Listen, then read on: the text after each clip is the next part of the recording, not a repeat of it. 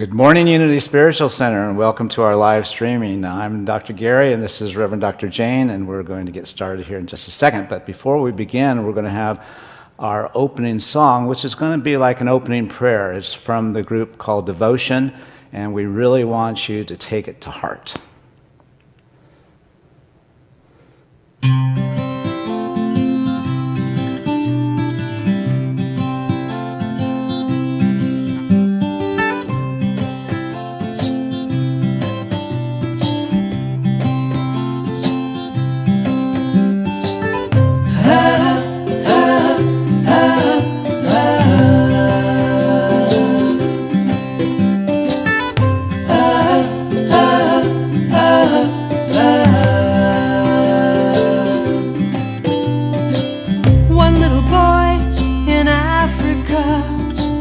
He put a face on AIDS, told his story to the world till he died.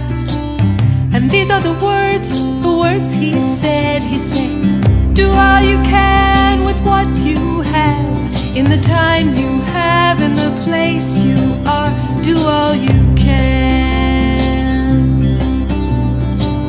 Do all you can with what you have, in the time you have, in the place you are. Do all you can. Do all you can.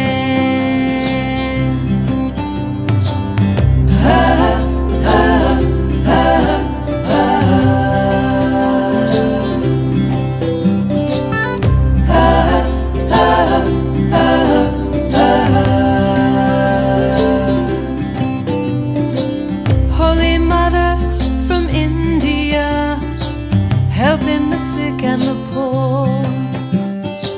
Somebody asked, why do you do these things? She said, this is what I came here for. She said, do all you can with what you have, in the time you have, in the place you are. Do all you can. Do all you can with what you have, in the time you have, in the place you are. Do all you can. Do all you can.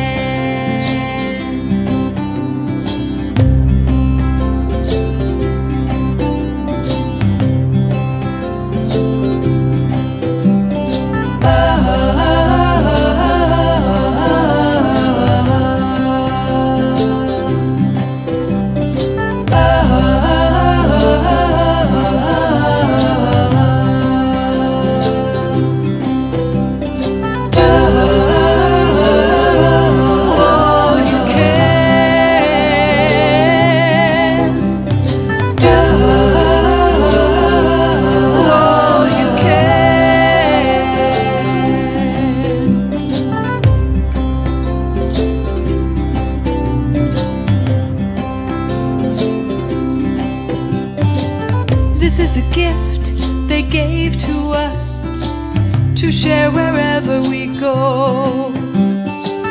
Be the change you wish to see in this world.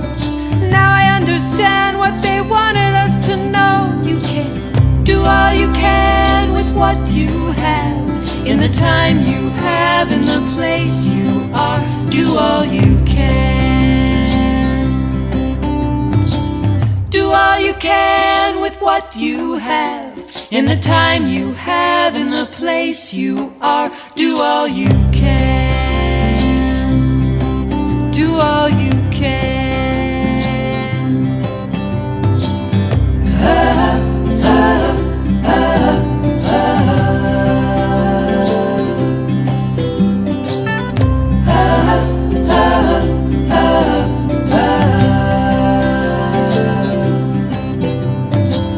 One little boy in Africa, do all you can.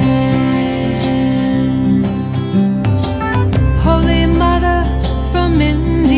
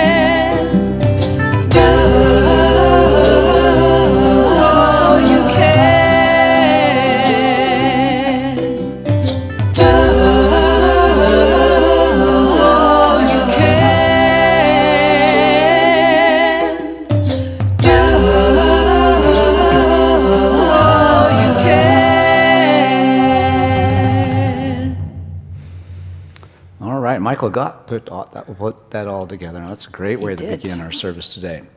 Well, our mission is transforming lives and inspiring people to make a positive difference in our world. We can still do that virtually. We can do that because we're here, we matter, we make a difference. We like to begin our time together by beginning with our opening affirmation. I'll speak it once and invite you to speak it with me. There is only one presence and one power active in my life and in the universe, God the Good. Together, there is only one presence and one power active in my life and in the universe, God the Good. All right, so let's talk about what's going on around the neighborhood here. So we want to share a recent event. Yes, yesterday our youth and family ministry folks got together on Zoom for a Halloween party. And so you can see the screenshot here of everyone in their costumes.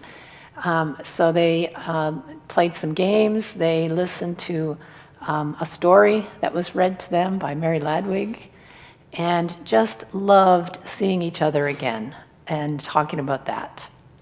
And so I just wanted to share that with everyone, that our youth ministry folks are working hard behind the scenes to try to create these kinds of gatherings of our youth in ways that can keep us all connected. So. Also want to remind everyone that we have invited everyone to complete a survey. It's a congregational profile survey. That you'll find a link to it at our e-newsletter update that'll happen on Wednesday.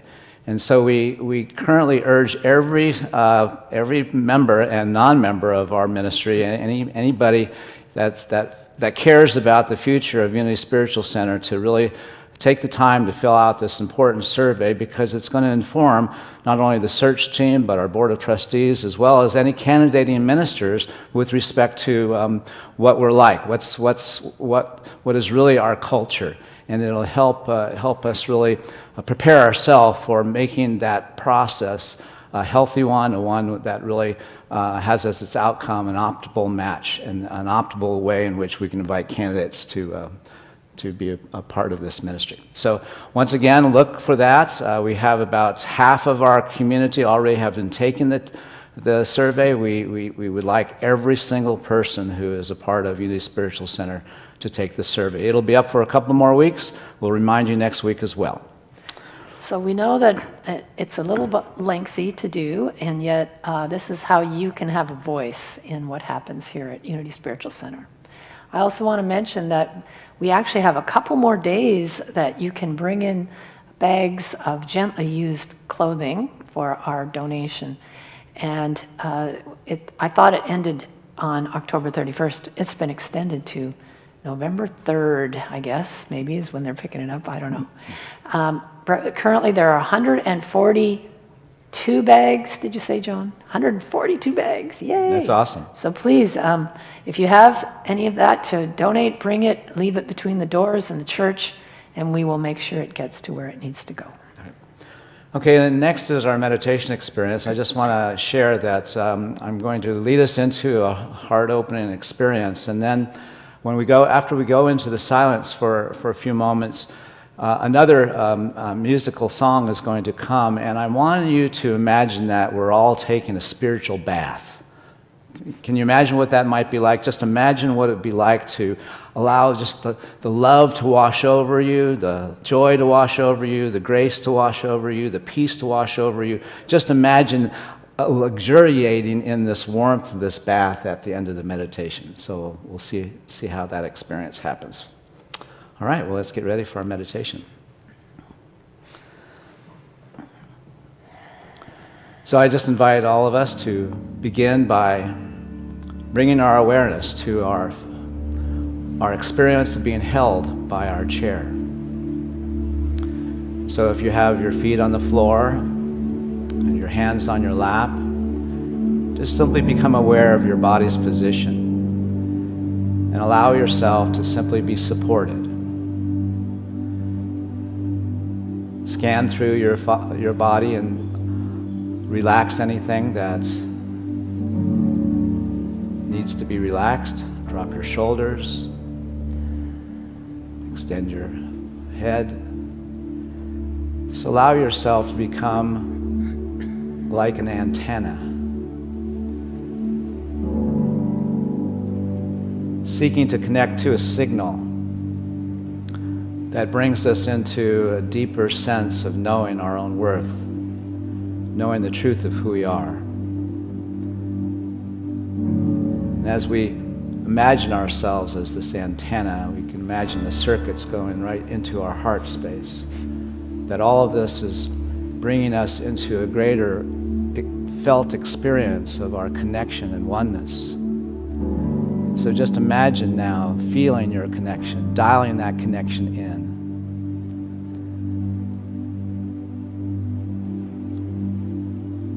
Allowing ourselves simply to let ourselves be in this moment free of any care or concern. As if we've been gifted a massage that enables us to simply relax and rest for this time, not have any care or any worry at all, but simply feeling this soothing warmth beginning to wash over us and allow us simply to bask in this soothing experience of connection, of oneness.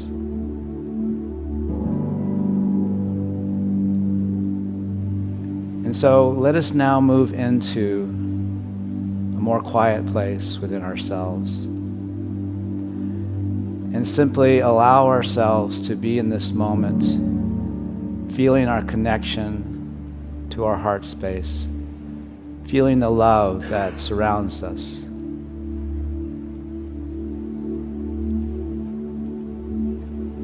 And now let us enter into the silence, going beyond the words, beyond the thoughts,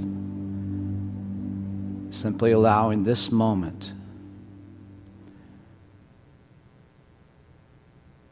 to begin to wash over us.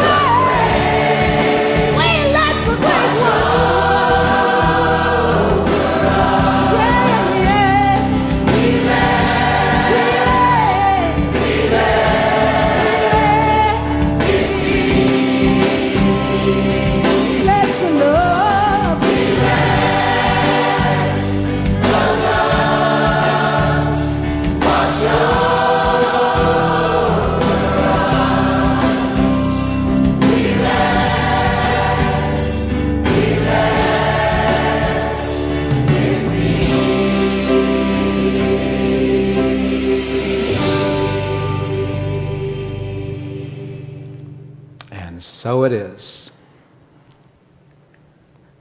Amen. Wow. Thank you. Wasn't that cool? It was cool. It's part of our work is to let Spirit wash over us and move our whole beingness into alignment with that vibration. Well, many of us are feeling a lot of stress, a lot of worry, anger maybe these days, and especially so as we prepare ourselves for Tuesday's election.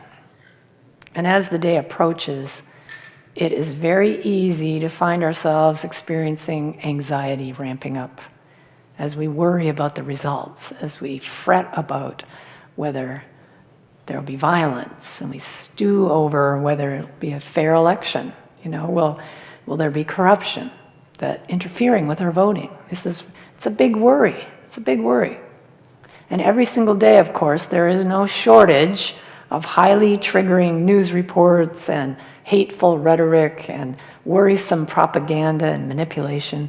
It's really shocking to our nervous system to witness kind of the underbelly of Western, dominator society being fully exposed. And regardless of the party you support, the stakes are high. And the polarization coming to a head. So what can we do? What's ours to do as New Thought practitioners? What can we do about it? Well, I will admit my first reaction has been a desire to put a stop to the whole thing. Stop it all, or to fix the problem, or to make something change. Make something happen. Fight against what is. Force transformation. That's a new one for me. I think I'm going to force this transformation. And then when I have that kind of energy coming from me, finally I usually collapse in a heap of powerlessness that completely paralyzes any help that I could do, that I could offer. And the truth is that by applying those same old cultural practices, what that's doing is reinforcing the paradigm's current existence, continued existence. Do you see this? When we use those kind of tactics, we are just adding to the problem, because source energy is no longer accessible when I am stuck in a state of anxiety and anger. It's there, just not accessible to me. So fighting against what I'm currently outraged about, it doesn't work. Have you noticed this? I'm imagining everybody's nodding their head. Believe me, I've tried. I'm speaking from experience here. In the martial arts, we learn very early on that resistance strengthens the attacker. My fury just adds more fuel to the fire. In Aikido, the student learns to allow the opponent's energy to propel them rather than try to stop the attack. And I have to constantly remind myself of this, because all it takes is one Twitter posting and all the years of martial arts training I had right out the window.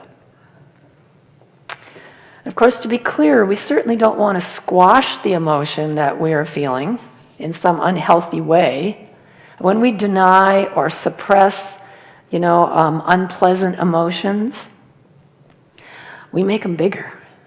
And we numb ourselves to all emotions, pleasant and unpleasant. It blocks out the fullness of our emotional lives. The psychologist Noel McDermott tells us that if we try to get rid of bad emotions, as we're terming them, it damages our whole internal world. So we don't want to cover them up, with addictive behavior of some kind, distracting ourselves, or through a toxic positivity. That's a new phrase I just learned this week. And with that, denying what's going on inside of us, we don't want that. Instead, our aim is to work through it and build our resilience, you see, by facing those challenges, by feeling the feelings and allowing them their life cycle to cycle through and grow beyond them. And our ultimate aim is to learn to see the divine in all things. And any state of mind that we have so far labeled as undesirable can reveal its gifts if we allow it to, if we use it in that way. But it takes practice and perhaps even reschooling in a sense to learn how to sit with the emotion, to stay with the discomfort, and with self-compassion, allow the gift to surface.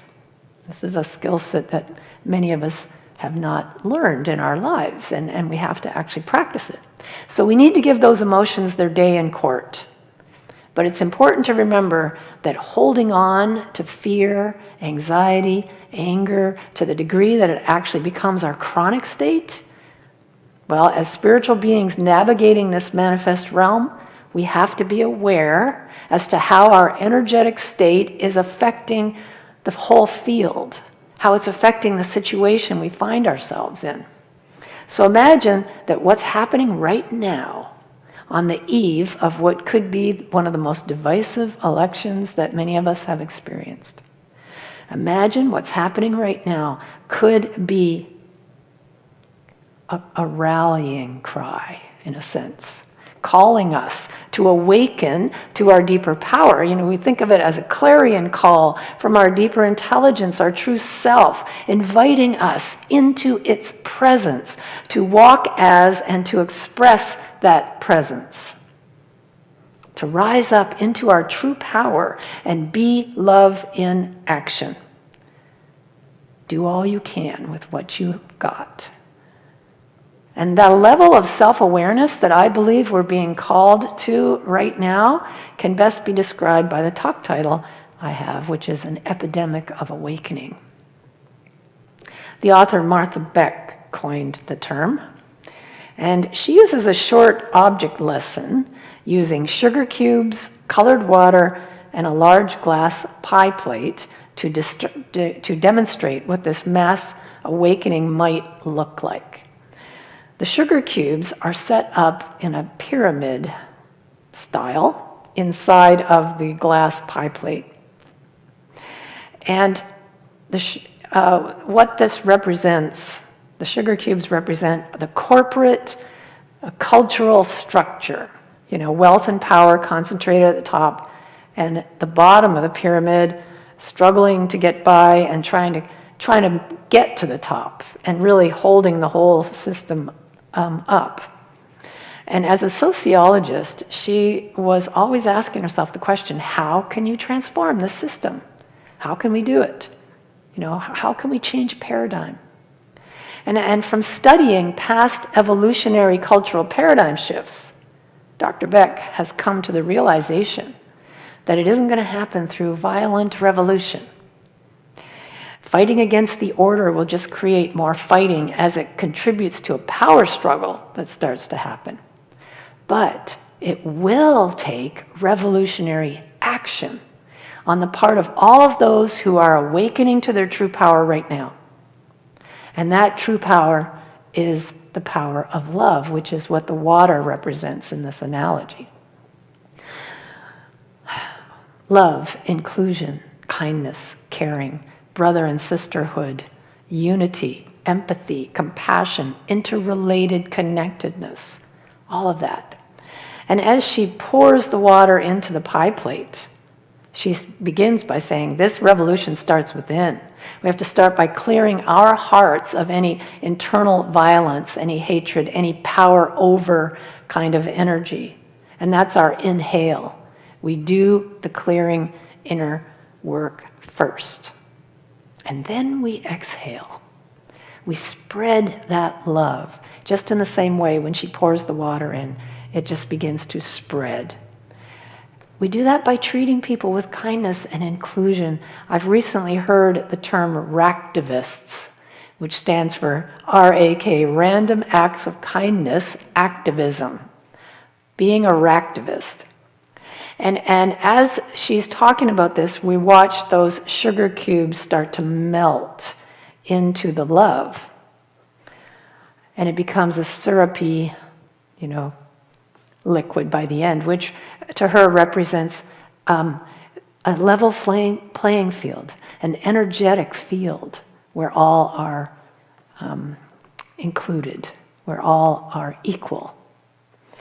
Now, this might all sound syrupy sweet, but make no mistake, this kind of love is fierce. It's powerful. It's transformative. It can change the world. It can melt the hatred like nothing else. And lest we think that this is an easy, light, fluffy practice, let me assure you, it is not. This is badass spirituality. And as Zui Kwok reminds us, unconditional compassion is a sign of how open our hearts are, how evolved the soul is. This is the advanced course. To be the presence of love takes great courage and discipline and vulnerability and humility and willingness to listen, willingness to be changed. This is not a practice that the ego supports. You know, we come to this planet, we forget the truth of our oneness, our inherent divinity, our wholeness, and in this state of spiritual amnesia, we are trying to find our way. We're stumbling along, we're making mistakes. And the egoic voice in the head runs the show in our forgetful state. And it says things like, I'm not giving those people the time of day. I wouldn't waste my time with anyone who supports that candidate. Those people are all idiots. And when we paint others with such a broad brush, it's easy to demonize them, to characterize them, to using stereotypical and dehumanizing labels. And we lose sight that every single one of those folks is a whole person with a complete history and a human heart. And as George Washington Carver reminds us, we need to be tender with the young, compassionate with the aged, sympathetic, tolerant of the striving, the weak, the strong, because we will at some point in our life be every one of those. We are one family, and we need to align with and relate to each other as members of the same human family. Until we do that, until we recognize that oneness is the true reality, the myth of separation might as well be real. It's an illusion with teeth, and it's not going to go away by forcing it to. So what would it look like to live in an awakened world? What would an enlightened society look like? Well, as the Zen master Shunryu Suzuki points out, there are, strictly speaking, no enlightened people, only enlightened activity. I think that's a real interesting way of looking at it. And thinking affirmatively, speaking words of kindness, those are all good. Taking authentic action that demonstrates compassion, wisdom, enlightened understanding, that's how transformation happens. Being love, not just thinking about it, can change the world. And there are seeds of enlightened activity being sown right now. We have to look and find those seeds, nurture them into blossoming, but every one of us can be sowing those seeds. And as we do, we join in a sort of underground movement that is sharing a universal outpouring of goodwill and benevolence. Can you feel the power of that? Black musician Daryl Davis meets and becomes friends with Ku Klux Klan members. And he asks them the question, help me to understand how you can hate me when you have never met me and you don't know me. And through his actions and his conversations, although it was never his intent, he has so far convinced over 200 former members to renounce the organization. And he takes a lot of heat for his work. But he says, I have 200 KKK robes in my closet and counting. And those people were not forced to change their views. They did so through the power of love and connection, getting to know another's heart. And that's the work. And so by awakening, I'm referring to revealing what's already within our hearts. discovering the goodness, the kindness, the caring that's happening right now, and realizing that love, compassion, empathy all exist within us. And as we move our vibratory signature to match their frequency, the reality of a kinder world begins to form. The sugar cubes start to absorb love's influence and transform the pyramid from the bottom up. As Buckminster Fuller reminds us, we never change things by fighting the present reality. We have to build a new model that makes the current system obsolete. And our fraudulent, ego-driven Western breaker society is becoming obsolete. The consequences of living in such an unsustainable, consumer-driven way are coming forth in greater and greater intensity. The polarities are stark reminders, difficult to ignore, of the cost that comes from living in a world of duality.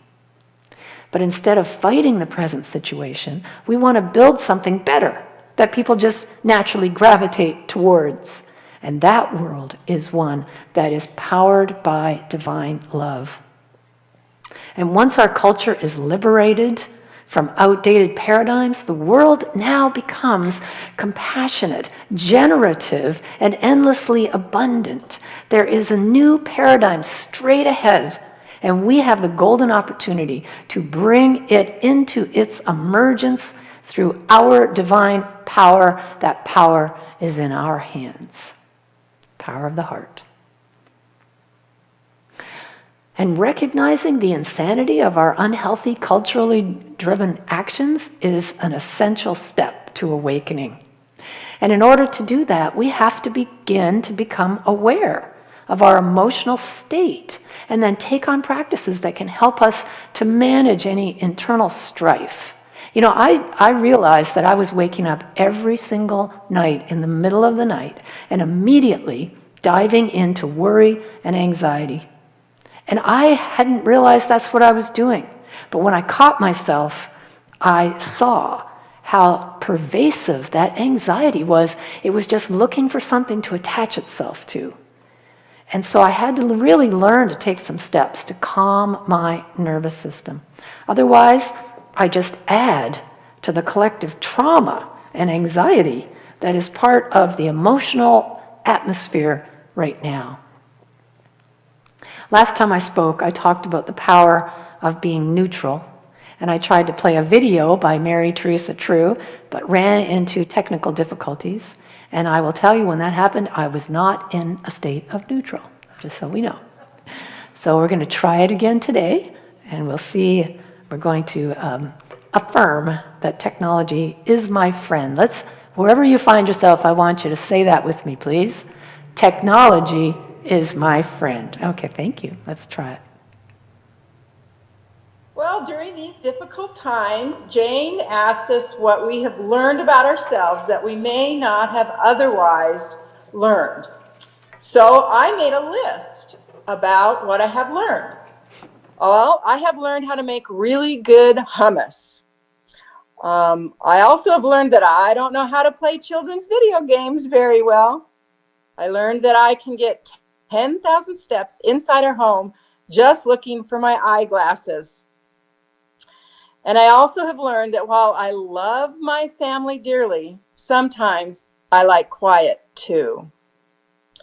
But I am pretty sure that this isn't what Jane was asking. What did I learn about myself that I otherwise wouldn't have because of our current times?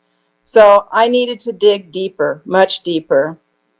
You know, I'm not sure if it's the pandemic, the fact that we retired and moved to our forever home within the space of 4 days, that I turned 65, or that the political situation, but I have learned a lot.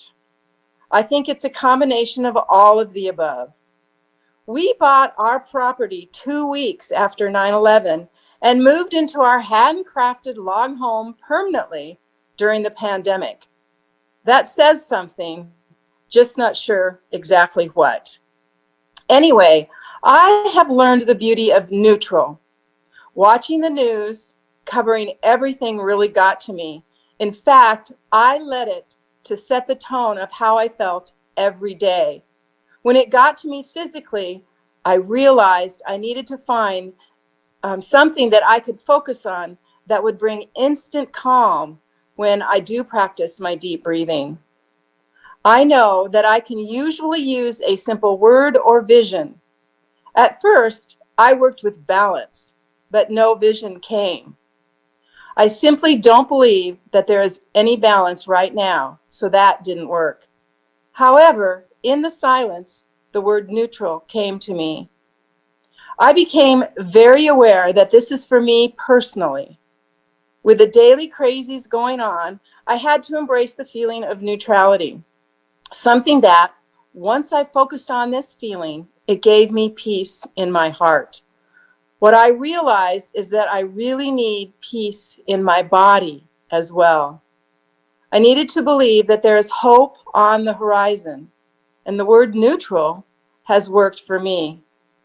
For me, I can go to neutral when the daily crazies of politics, the sadness of the virus, the stress of the economy, and race protests and riots, and the uncertainty of retirement overwhelm me. It doesn't mean I have no opinion.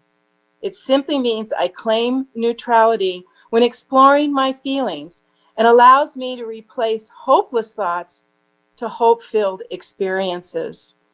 I have found myself using this strategy with every situation that seems to hurt my heart.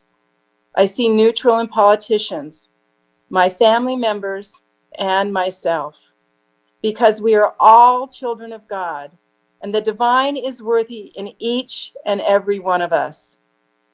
Is this something I learned because of the current times and wouldn't have otherwise? Most likely, because of the current challenges, I have learned it much sooner than I would have, because I needed to go deep, deep into my feelings, and I needed to feel it all over my body. Neutral has worked for me. Thank you, Mary Teresa, for your words of wisdom. And it may seem like a small thing, but I have to tell you, it's not small. This is big. Here's the thing about this. When we can get ourselves to a neutral place, open and willing to express the love that we are, that's our point of power. Viktor Frankl, is famously quoted as saying, between stimulus and response is a space. That space is our freedom to choose, the choice point, the point of power. And in that space, now we can begin to live as a compassionate conduit of spirit, because we have within us already the amazing elements for the movement of divine energies. Goodness is natural. It's our true nature to be kind.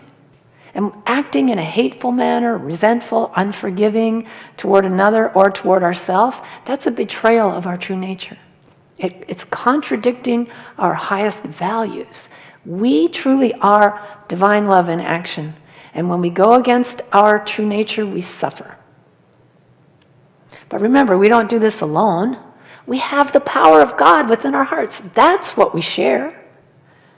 Robert Keegan wrote, God is the name we give to the ceaseless, restless, loving flow of energy in the universe. It's the eternal essence of life that unites all beings, the invisible, intelligent energy running throughout all of creation. And this time of chaos and seeming brokenness is our opportunity to rise up and let that essence reveal itself in the space. And that infinite divine presence, it's here now. As we take time in the silence, as we relax into the now moment, we can bask in its beauty. We can let the love wash over us. This is the source of all that is we are connecting with. The power that indwells every heart. It's the very life that courses through our veins. Seeing one another with the eyes of compassionate caring and understanding for all who share this journey of awakening, not just those we agree with, that is truly living a life of service to all of humankind as it aids everyone to come to a higher awareness of their original nature. When we see it for each other, we help each other see it. And as we awaken to this profound awareness, we become conduits of deep compassion, enlightened understanding, and vision. We bestow that on the world as our hearts open in kindness and caring and forgiveness, because we realize all of us are divine. We all come from the same source. So, what opens the doors and the windows of your heart? How can you become a conduit of divine love in your world, in your family, your neighborhood, your community, online? How can you become an ambassador for good, a ractivist? And as we go through the next few days, I'm inviting all of us to really join together and consciously spend lots of time in the silence. Whenever you find yourself feeling anxious, worried, angry, frustrated, whatever it is, allow the feeling its time, it's 90-second life cycle, and then give yourself compassion for how difficult it is to be in the midst of all this chaos and corruption. It's really hard what we're dealing with. And after giving yourself compassion, shower yourself with kindness. And this will calm your nervous system and get you to neutral. And once you're there, now we want to raise it up a little bit. Take some time to do a loving kindness meditation as you think of someone that you care deeply for. And by thinking about that person, you activate a feeling of love and gratitude that they're in your life. And you send that to the person that you love deeply. And so you're practicing feeling the love and sending the love to a dear one that you love so much. And after doing that for about 5 minutes, now we're going to widen it and widen that compassion so that it starts to, we're radiating it out to encompass our friends and then our acquaintances and then those we disagree with. We want to really move that love throughout all. Enlightened actions create an enlightened world.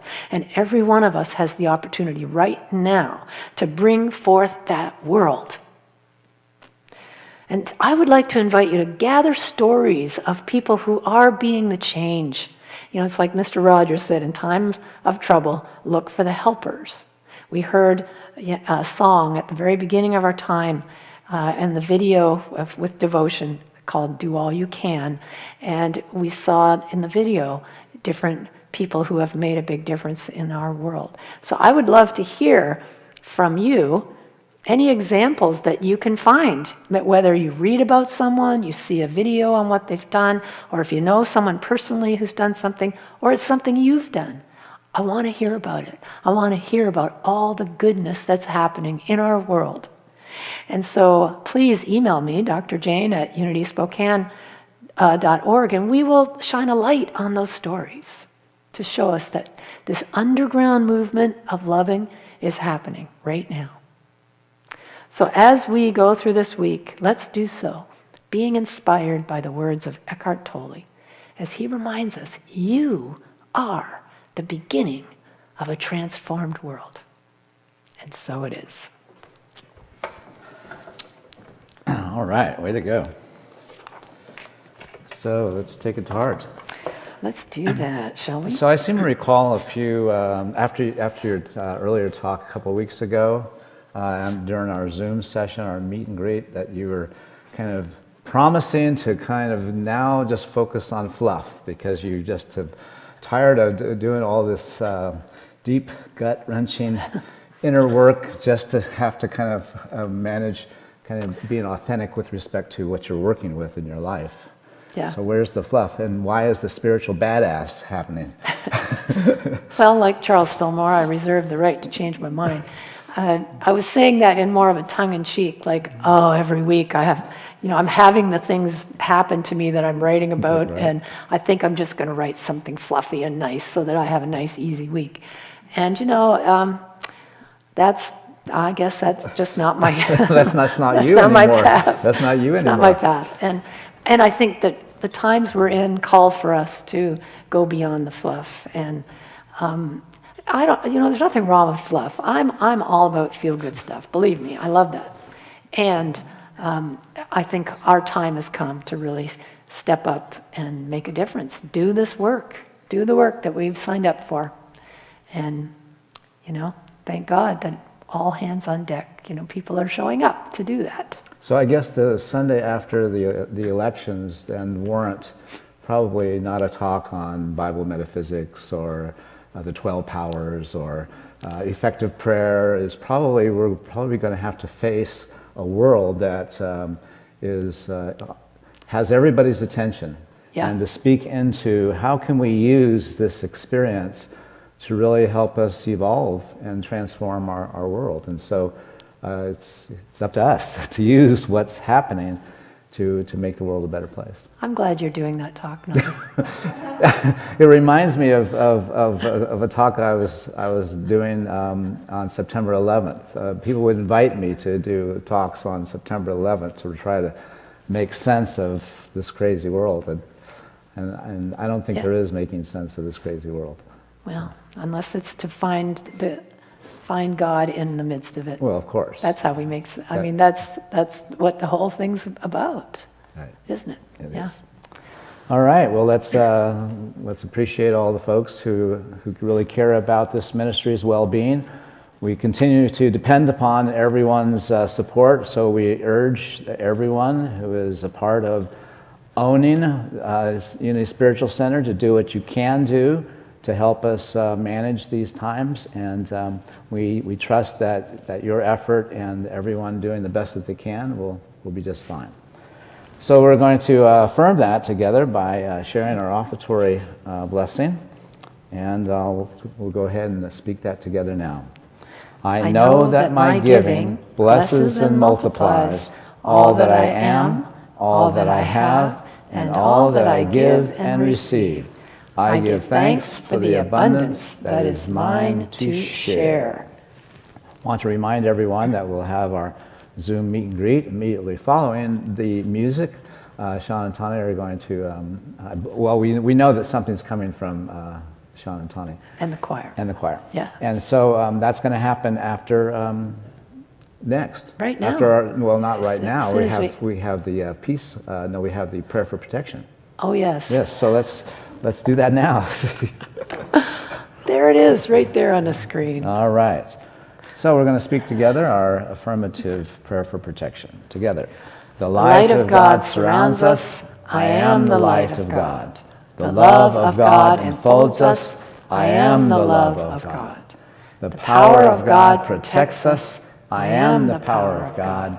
The presence of God watches over us. I am the presence of God. Wherever we are, God is, and all is well. And that's the truth. All right.